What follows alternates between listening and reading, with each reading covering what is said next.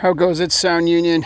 Andy Sins about to eat way too much candied bias, go on a long road trip with you, and expel said bias all over your car as a result of being car sick in the form of a record review. Welcome back to the State of the Sound Union. Rohnert Park, California has a record named after it. By the band in today's Totally Biased record review, we're talking Ceremony, but we're not talking about the record Rohnert Park. We're talking some new shit. We're on some new shit. Ceremony released Tell Me Your Dream on Relapse Records this past Friday, August the 7th, 2026.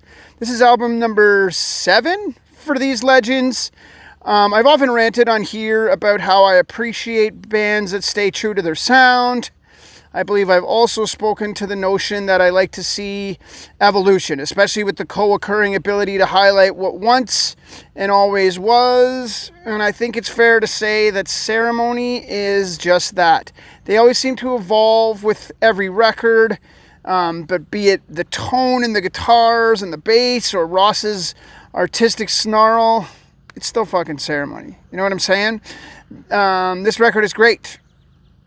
It's art. It's allowing for growth within a framework. Honestly, I can't help but feel that there's like an influential connection to like Joy Division or like a British post-punk thing happening here. Normally, I wouldn't necessarily expect myself to be into that, but I dig it. It really is a vibe. It's punk rock attitude mingled with creativity. And honestly, a recipe that'll leave you wanting to bop your fucking head or dance. It really captures the energy that is Ceremony, right?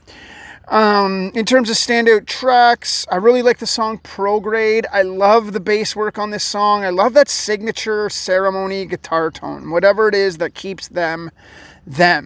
It's almost got this like mesmerizing or like trance-inducing feel to it, which is, in my opinion, really cool.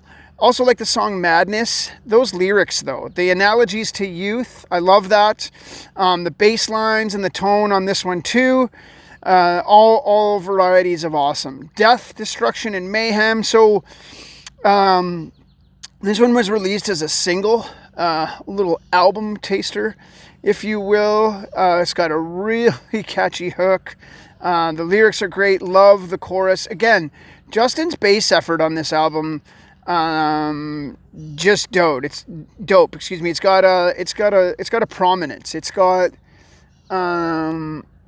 It stands out. It brings the thunder and it really ties the room together.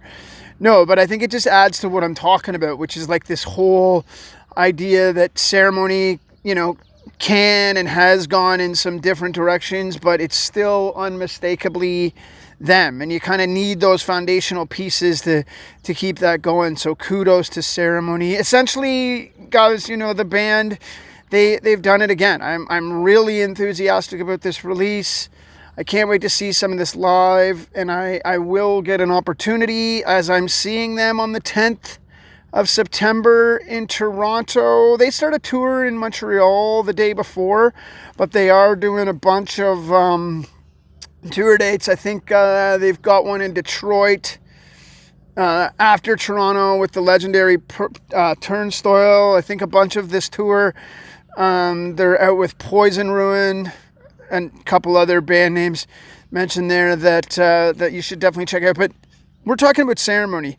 And I will just say that a live Ceremony show is an experience. So if you get an opportunity, if you're in the area, if that's something that you're into, go ahead and do just that. Experience it, because it really is something to marvel at. The Sound Union weighing in, as of course they do. 3.5 out of 5 earned Union votes on the old Likert scale. Check this record out. Check all Ceremony records out. It's kind of cool to see where they've come since like Violence. And follow along, people. This is a band that you want to be checking out. They're worth checking out. Thanks as always for coming by. And yeah, you know what to do. Take care of each other, motherfuckers. See you in the road, folks.